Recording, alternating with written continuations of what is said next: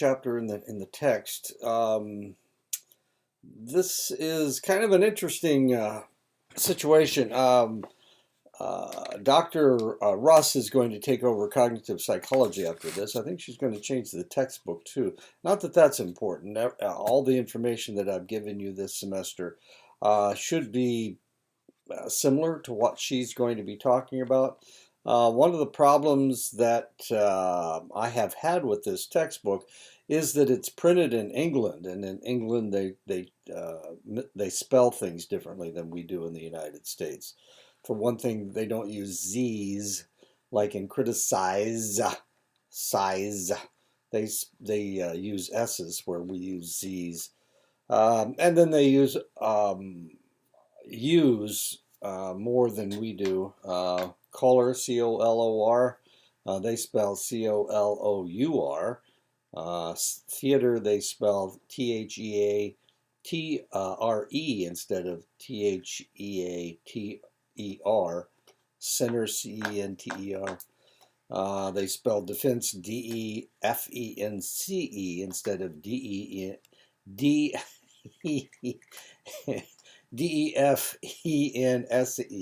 So yeah, it was kind of challenging sometimes. Yeah, e.g. For example, which means for example. E.g. It's E period G period.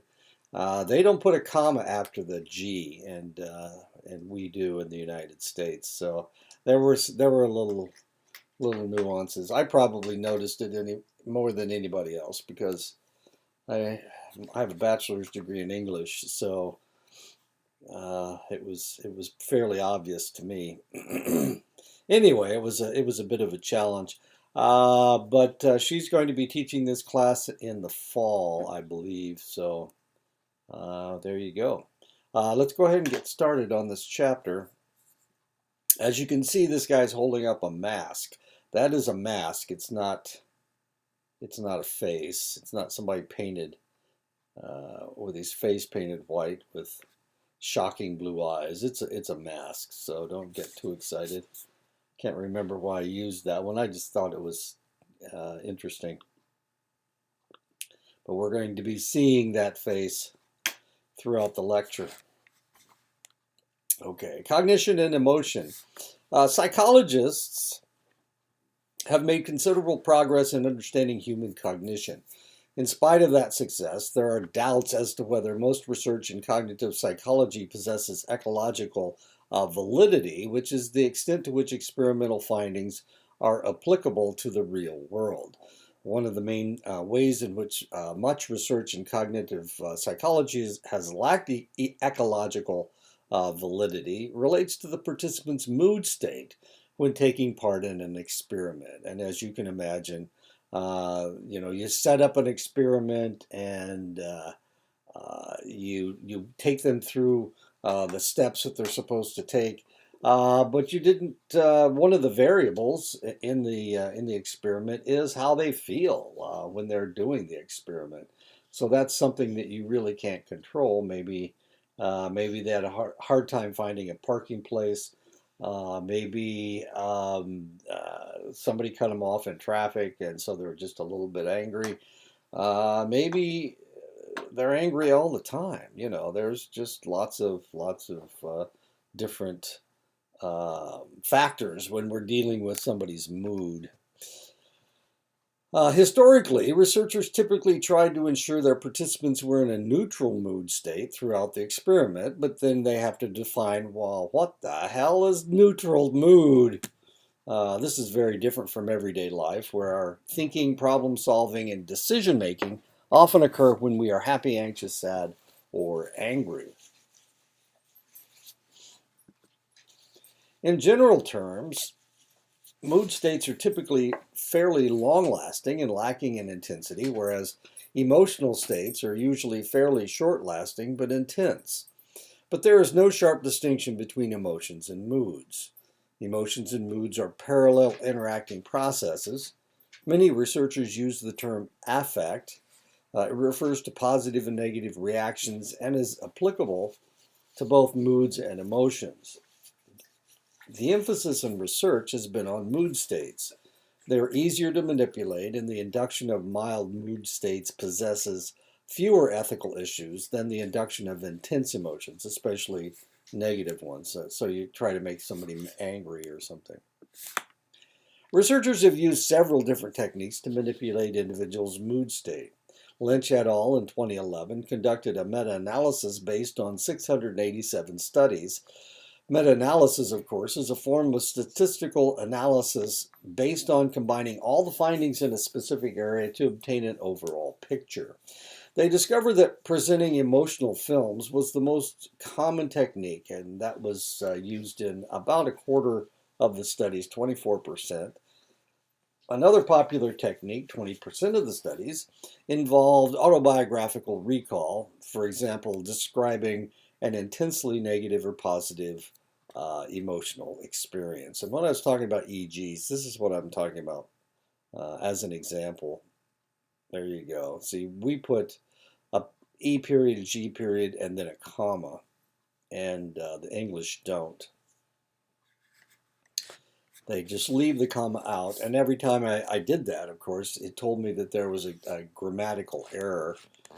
So I like to be grammatically correct. I don't want to teach you guys to write in Brit English. You need to write in American. You need to write in American English. One of the first systematic attempts to understand emotional effects on attention and performance was proposed by Easterbrook in 1959. According to his hypothesis, the range of cues, for example, the environmental features receiving attention, reduces as arousal or anxiety increases, which will reduce the proportion of irrelevant cues employed and so improve performance. Further reduction in the number of cues employed can only affect relevant cues, and proficiency will fall. In essence, Easterbrook claimed that anxiety or arousal creates what is popularly known as tunnel vision, excessive focusing of attention. Easterbrook's hypothesis, the notion that high levels of arousal or anxiety cause a narrowing of attention, and that's what Easterbrook said. Gable et al. In 2015 made two key predictions. Positive and negative mood states of high motivational intensity produce attentional narrowing because this makes it easier for individuals to acquire desirable objects and avoid unpleasant ones. Positive and negative mood states of low motivational intensity are associated with attentional broadening because it leaves individuals open to encountering new opportunities. Levine and Edelston in 2009 hypothesized that emotion enhances memory for information relevant to present goals. That often, but by no means always, means that emotion leads to memory narrowing. Support for Levine and Edelstein's 2009 hypothesis has been provided by research on the weapon focus effect. Eyewitnesses attend to criminals' weapon, which reduces their memory for peripheral information. Weapon focus effect, the finding that eyewitnesses pay so much attention to some crucial aspects of the situation, for example, a weapon, that they ignore other details. And of course, as we're watching this guy spin his revolver, that's not a revolver, that's a pistol. It's an automatic. Anyway, just about shot his head off. What a cute bear hat he has. He doesn't shoot himself, by the way. I've stopped it just as the gun went off, and it's about 6 or 7 inches away from his face. If he didn't shoot himself in the head. Mood congruent memory. Memory is better when a person's mood state matches the emotional content of the material than when it does not. Holland and Kinzinger in 2010 reviewed research on mood and autobiographical memory and reported two main findings. There was a large mood congruity effect with positive mood states. The evidence for mood congruity memory was weaker and more variable with negative mood states. Similar findings have been obtained in research on mood congruity with positive and negative emotional material, not of an autobiographical nature. Why is mood congruent memory somewhat elusive with negative moods? Negative mood states are unpleasant, and so individuals in such a mood state are motivated to change their mood into a more positive one. Reductions in negative mood state are likely to reduce the accessibility of negative memories. Rusting and DeHart in 2000 obtained support for this explanation. They discovered that mood congruity effects were weaker in individuals who indicated they were generally successful at regulating negative mood states, for example, making those states more positive. These findings suggest that the reason that mood congruency effects are hard to find with negative mood states is because people strive to improve their mood. Well, not in this case. Oh. Another effect of mood on memory is mood state dependent memory. Memory is better when an individual's mood state at retrieval matches rather than mismatches their mood state at learning. There is some similarity between the notion of mood state dependent memory and that of mood congruent memory. One important difference is that mood state dependent memory is not necessarily linked to the emotional content of the to be remembered information, whereas there is such a link with mood congruent memory. And of course, this is a scene from Friends. I think that's Reese Witherspoon on Friends, if I'm not mistaken. She was Jennifer Aniston's sister. Rachel. Rachel was her character. Rachel was Jennifer Aniston's character. The effects of emotion on long-term memory depend on several brain regions. The brain area most involved with memory is the amygdala. The amygdala is buried in the front part of the temporal lobe and is associated with several emotions, especially fear. The amygdala is a hub having numerous connections to 90% of cortical regions, and it is involved in various brain networks. And of course, the amygdala is involved in learning, and that's one of the reasons why emotion is so important. The more interested you are in something, the more likely that you'll remember it. Researchers have identified two brain mechanisms. One, a bottom-up memory mechanism, including the medial temporal lobes, which is strongly influenced by emotional arousal. Number two, a top-down mechanism, including areas within the prefrontal cortex, which is involved in various cognitive processes, for example, attention, working memory, cognitive control. Of importance, the amygdala is involved in both mechanisms. The amygdala is involved in memory for positive information as well as negative information.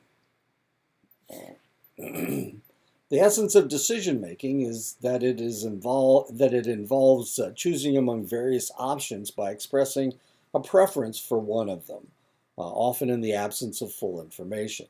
Judgment involves assessing the likelihood of various events using incomplete information. It often forms the initial process in decision making.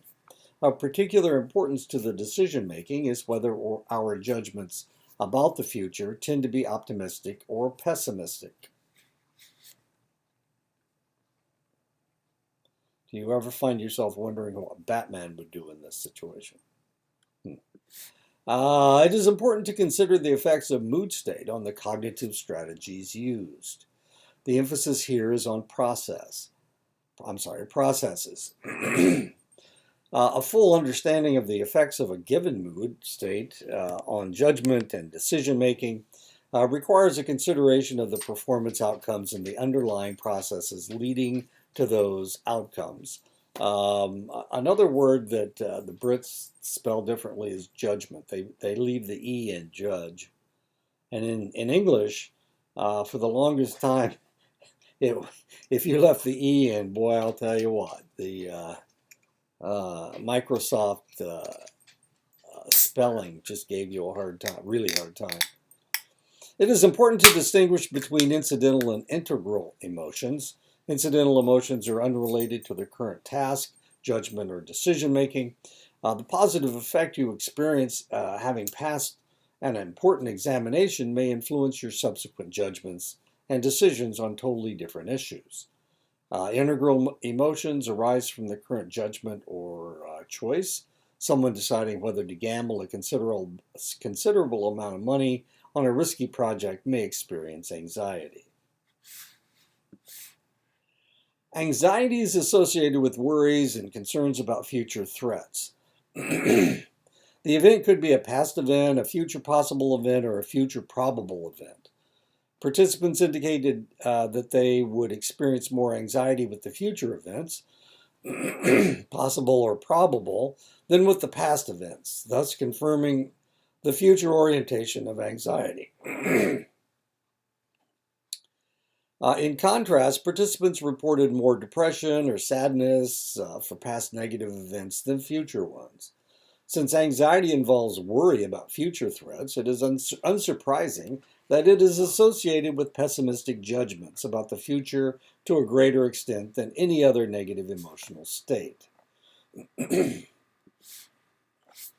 Most individuals have an optimism bias. They believe themselves to be more likely than other people to experience positive events, for example, career success and long life, but less likely to experience negative events, for example, divorce and serious illness.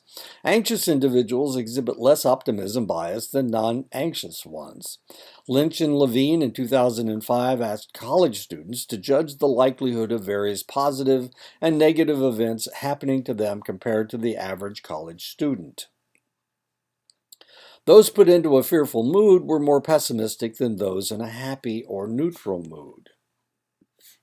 Anxious individuals typically make less risky decisions than non-anxious ones. High anxious individuals are much less likely than low anxious ones to die from accidental causes or suffer near non-fatal injuries because they are more risk averse. Anxious individuals make safer, more conservative financial decisions. They're more likely to put their money into interest-bearing accounts than non-anxious individuals, but less likely to have invested large sums in stocks and shares. Oler et al. In 2018 found that individuals with anxious personalities generally make less risky financial investment decisions than non-anxious individuals. Sadness resembles anxiety in that both are negative mood states. There is an important difference between sadness and anxiety. Sadness, which turns into depression when sufficiently intense, is associated with an absence of positive effect to a greater extent than anxiety. Sad individuals may be much less optimistic than other people. Waters in 2008 reviewed research on the effects of sadness on judgment. Sad individuals regarded the likelihood of health hazards and adverse life events as greater than did happy or positive individuals. Sadness or depression involves a combination of high negative effect and low positive effect. Sad individuals experience the environment as relatively unrewarding. This may motivate them to obtain rewards and may make them less averse to risk than anxious individuals. In a study by Raghunthan and Pham in 1999, participants chose a high-risk or a low-risk job. Anxiety led participants to favor the low-risk job. Sadness caused participants to prefer the high-risk job. 78% of sad participants did so compared to only 56% of those in a neutral mood. We can explain this finding by assuming that sad individuals were motivated to obtain the reward of high pay associated with high-risk options. It is commonly believed that sad individuals make wise decisions, the sadder but wiser hypothesis. That's a song from Music Man. The sadder but wiser girl from me. Anyway, Lerner and Weber argued that sad individuals have myopic misery. They have a sense of loss and so are impatient to obtain rewards to replace what has been lost, to take the money and run.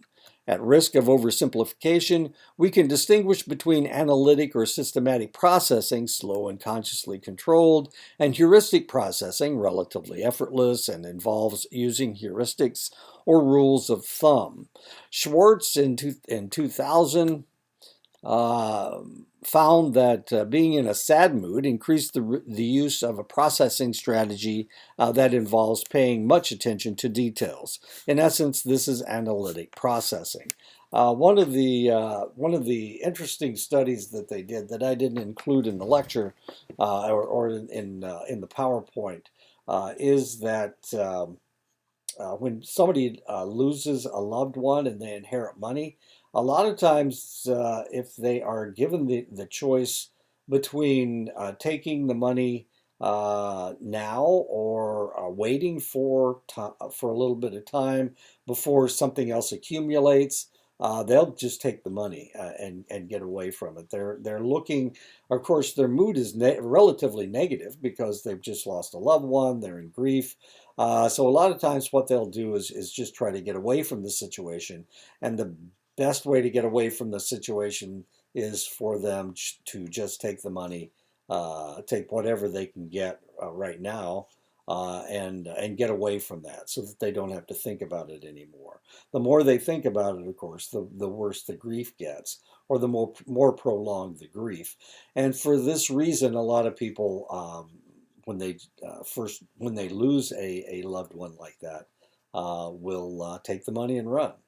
It sounds like they're running away, but what they're actually doing is trying to get away from the memory of the individual that they lost.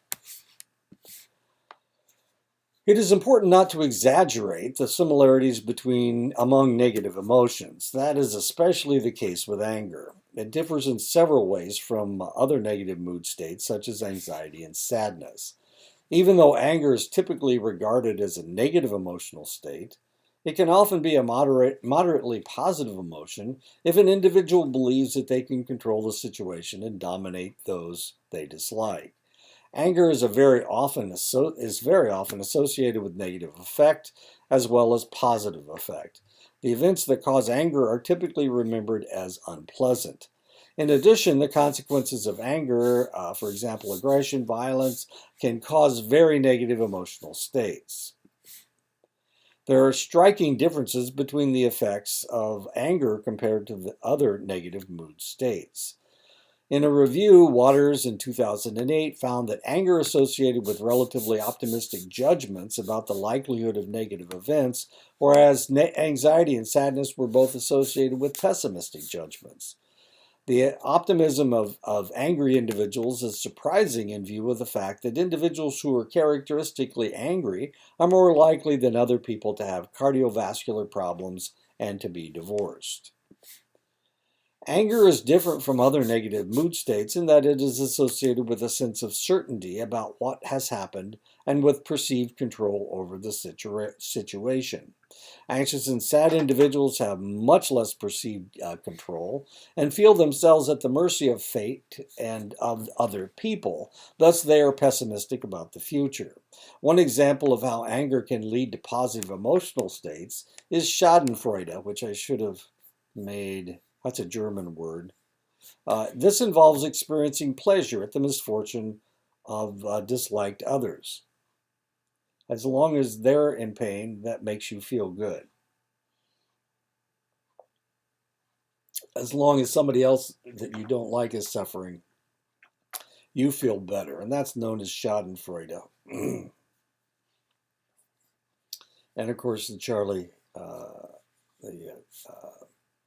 Brown comic, pain looks great on other people. Schadenfreude.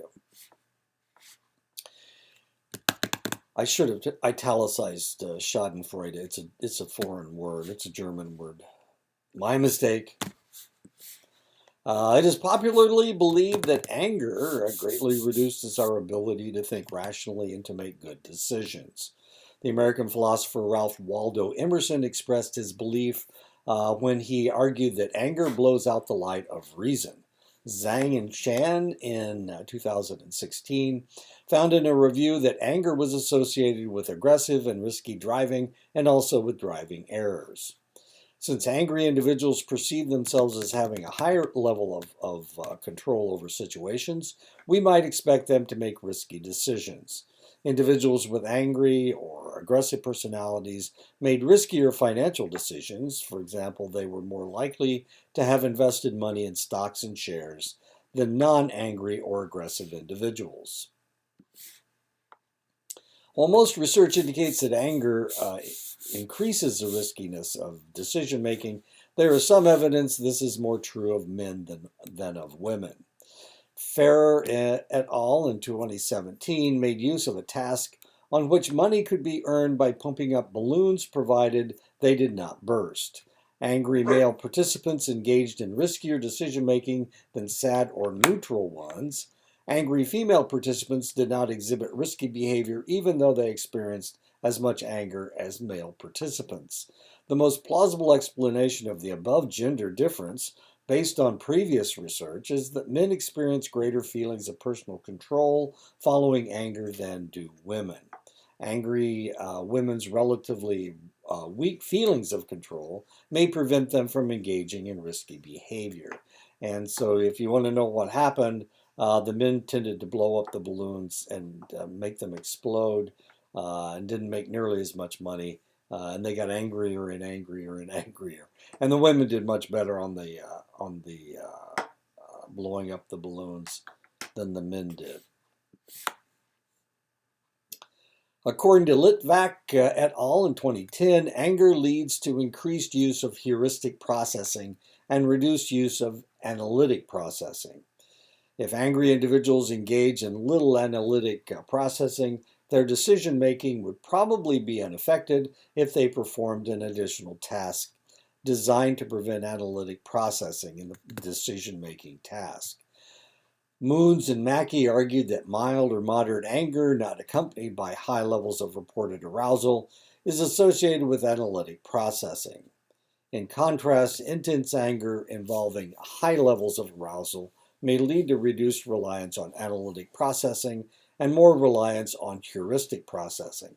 And as we can see from this picture, the probability of putting your fist through the screen of a laptop, portable computer, isn't very good. If you punched the screen, what would happen? It would just lay down flat, and you wouldn't go through it. Probably. And my screen has a plastic cover over it. I don't know how much glass is in there. Anyway, that's probably not true. But it's a good picture. It sure shows a lot of anger. There are two great reasons. She didn't put her fist through the screen. There are two rather different reasons why anger often leads to reduced use of analytic processing. It may be anger diminishes cognitive resources, for example, by focusing the individual's attention on the source of the anger rather than the task itself. Anger may reduce the motivation to use cognitive resources. Shields et al. In 2016 looked at these two possibilities and found that anger did not impair individuals' ability to engage in complex cognitive processing. It seems reasonable to assume that individuals in a positive mood should show a strong optimism bias, anticipating that they will experience more positive and fewer negative events than others. There is some support for this assumption. Lynch and Levine in 2005 found that individuals in a happy mood showed greater optimism bias than fearful individuals. They were no more optimistic than individuals in a neutral mood. Helwig, Larson, and Shepard in 2001 found that individuals in a positive mood tended to show an optimism bias. The size of the effect depended on the precise method used to assess optimism bias. Much research indicates that individuals in positive mood states generally adopt a risk-averse approach to decision-making. Individuals experiencing positive affect want to maintain that mood state and so that positive mood state, and so avoid taking risks that might cause negative effect. There is research where positive effect was associated with increased rather than decreased risk taking. It could plausibly be argued that individuals in a positive mood have an optimism bias, leading them to believe themselves largely immune from danger. The most important conclusion to emerge from research on the effects of mood on judgment and decision making is that each mood state is associated with its own pattern of effects. And if you notice, I forgot to take out the E of judgment. Of crucial importance is the assumption that each emotion or mood state, even negative ones, has one or more useful functions associated with it. This contrasts sharply with the common assumption that being in a constant state of happiness would be ideal for human functioning. Anxiety occurs in threatening situations involving uncertainty and unpredictability. Anxious individuals are motivated to reduce anxiety by increasing certainty and predictability. This can be achieved by minimizing risk-taking and choosing non-risky options. Individuals become sad or depressed when they discover a desired goal is unattainable. This leads them to abandon the unachievable goal and engage in analytic processing to focus on new goals. This helps us to understand why sadness is the only mood state associated with analytic processing. Sadness or depression has the following effects: biasing cognition to avoid losses, conserving energy, disengaging from unattainable goals, signaling submission, soliciting resources, and promoting analytical thinking. Anger has the function of overcoming some obstacles to an important goal by taking direct and aggressive action. What most distinguishes anger from other negative mood states is that angry individuals often feel they have personal control and are thus optimistic their goal can be achieved. This perception of personal control also persuades angry individuals to take risks to achieve their goals. Deontology, we respond emotionally to the notion of causing direct harm to another person. With personal moral dilemmas, most individuals make deontological judgments based on moral rules of obligations. For example, do not kill, predominantly involving the affective system. And deontology, I wanted you to define deontology. I'm not sure this is used in American psychology, but it's here. It's here. Anyway, deontology is moral rules and obligations that people follow. Deontology.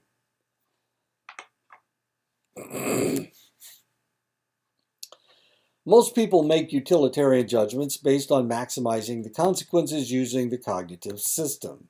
In crude terms, you can use your heart, deontological judgments, or your head, utilitarian judgments, to resolve moral dilemmas.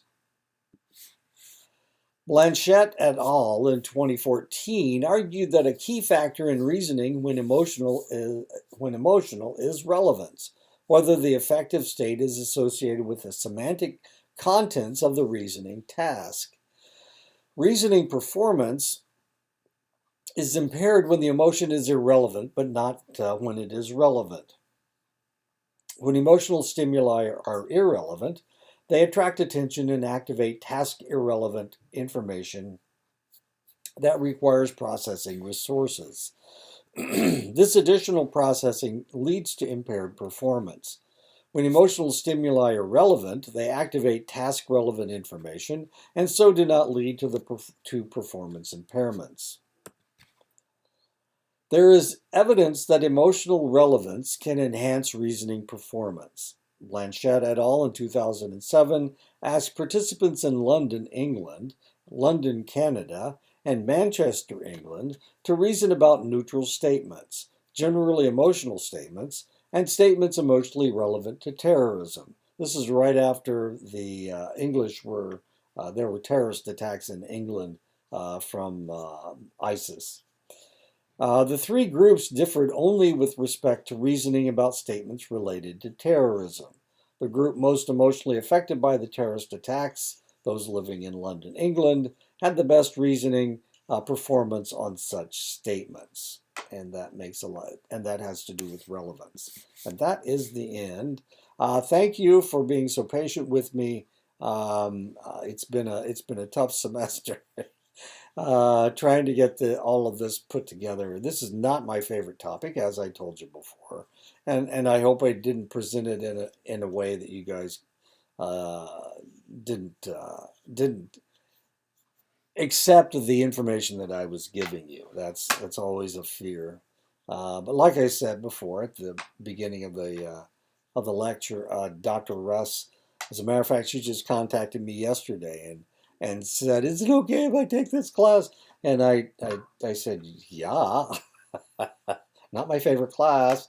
And but I suggested to her that she use another book, one hopefully one written in the United States. So there you go. To finish up, just get all your stuff in.